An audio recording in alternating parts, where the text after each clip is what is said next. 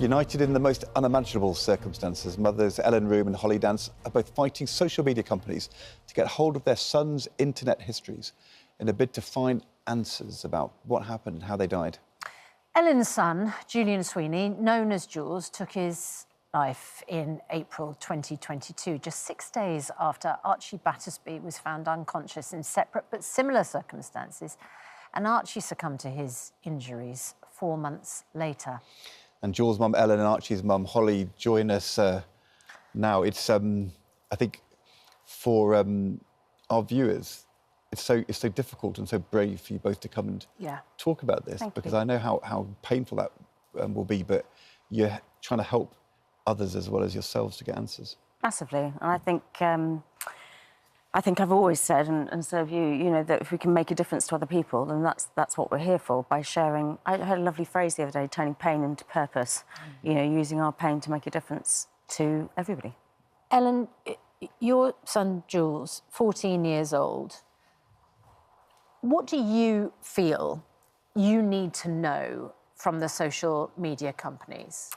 Well, we've searched his offline history, and there was nothing there that has shown why he might take his life. And the coroner ruled it wasn't, he couldn't rule it as suicide because he couldn't prove he was in a suicidal mood. So from our point of view, the only thing we haven't searched is his online history.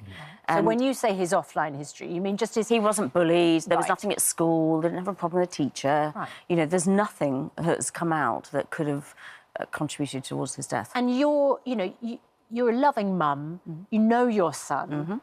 What was he like in the days, weeks before? Normal, really normal. I didn't have one thought that there was a problem. He was absolutely normal. In fact, there's a photo on a security camera and he's saying goodbye to a friend.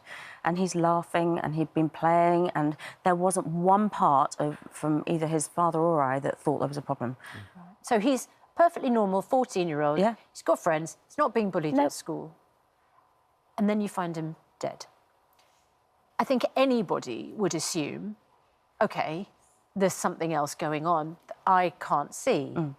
And we all know our 14-year-olds, our teenagers are on social media all of the time. You then go, presumably, to the social media companies. And what was he on? Instagram, Snapchat, TikTok? Correct, yeah.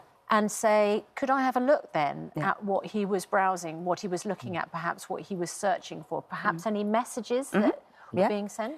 And I don't know it's that, but he could have been talking to somebody that was claiming to be a child that's, said the wrong thing. He could have done an online challenge. He could have...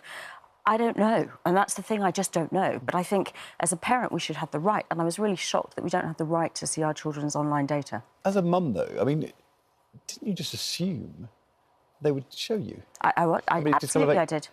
To me, it's actually it's quite shocking to find out that they just that they wouldn't. So I think I've made thousands aware of that with my recent petition. That people are going, what? You can't see it? And I was like, I don't understand. We're responsible for children. He was 14 years old. He's a minor. Why can't I see what he's doing and say, well, what did happen? I don't know. And especially in these circumstances, because, if you were a parent getting in touch with the social media companies to say, my 15-year-old is not telling me what's really going on in their life, I need to see their account. You can see why the social media companies would say, hang on, privacy issues, do you have permission? But in this case, when your son has lost his life, and there is clearly a question as to what's happened, it's just baffling, and their reaction feels so tone deaf. So I had a Zoom meeting with TikTok the other week, and they said they couldn't release it because of other children's privacy rights. And I thought, well, you can redact other details. I don't need to see who sent what. I just need to see what was there. And then they sort of said, well, we delete his data after a year. Well, it's not always a year. Well, it's sometimes a year. And I said, well, a company your size will have a policy on when do you delete the data. And he said, oh, I need to come back to you. And he sent me the privacy data, which says we hold it for as long as needed, or worded like that. Also, I think that the social media companies argued that they keep or delete the data based on business reasons rather than privacy. I haven't seen that. I was told it was privacy, yeah. Right. You believe that Jools saw something that led to his death? Do you believe that he chose to take his own life? I don't understand and how he took his life as well. I do not understand why a normal child who's never presented any mental health problems would suddenly end his life unless he was trying something that went wrong. So it's some kind of game or challenge or... That's my gut feeling. And Holly, in the case of your lovely son, you believe the same thing? Exactly the same. Archie was a very fearless child, so he would probably be the first to try something, not being aware of the danger that obviously it's led to, but I do believe that he has done. Again, the same with Ellen, though. You know, we could be totally wrong, you know, but we just want those answers. Of course, and for you, it's very hard to kind of move forward and to see your sons, you know, in proper context, Happy, healthy to celebrate their children. lives. If there is this terrible uncertainty, I can totally understand why it would become a compelling need to understand.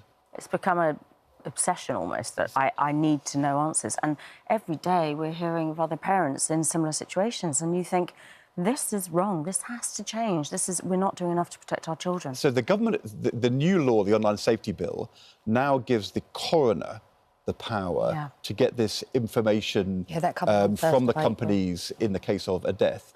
But the bill doesn't give parents any rights at the moment. Is that I think that's correct? That's correct. And also, we are waiting for children to die before we can get that information. Right. That needs to change. Now, that's interesting because tough. Ed raised the question about whether parents should have access to what their children are looking at, you know, even if they haven't experienced a tragedy that you two mums have had. Do you still want that parents, you know, if we're concerned that our children are looking at pranks, which we know as sensible adults could be dangerous? I think something has to be in place. It's our job as parents to safeguard our children. So, I believe something should be in place. I think there needs to be more to safeguard children massively. And when I set up the petition, I said, right, well, you should all have the rights. And I didn't really think that through, that there are some parents that potentially are the perpetrators and we need to protect children from them. So that needs to have a bigger discussion. I understand that. But as you know, majority of parents, if they knew their children were struggling, and I'm contacted daily by people saying my child's struggling or whatever, and I said, well, could you get your child to go through and show you the feed and see what they're looking at? And I said, my teenager's not going to show me that. No. But I would probably, if Jools was alive, I'd play dumb parent and say, can you show me what you're looking at? And try and get them to interact, because I think you'd see quite, easily that they're looking at content that is not appropriate. It gets to a fundamental question about what these social media companies are and what they're providing, because they want to say, well, nothing to do with us, we're just a technology, people look, people post. But of course, that is really true, because they're publishing like a newspaper, they are producing something like a television programme, but they have huge responsibilities, and it feels as though, from your point of view, from parents' point of view, these companies don't really face up to how powerful they are and how important they are in our kids' lives, and therefore, it's not acceptable for them to say nothing to do with us, or you can't see that, or just stand aside. There needs to be some accountability that you're publishing this. You need to control what's on it. And you need to help parents find answers. Exactly. I find it absolutely baffling. I find it baffling. Unless there's some other reason that they feel they should, or they can't release this information. Why would they not release it? I was saying earlier, if you went to an online shop and you looked at blue socks, green socks and pink socks and wanted the history of what you're looking at, they'd give it to you. There's nothing to hide. So why are they not releasing it? And you're suspicious about that reason? I am very. Yeah.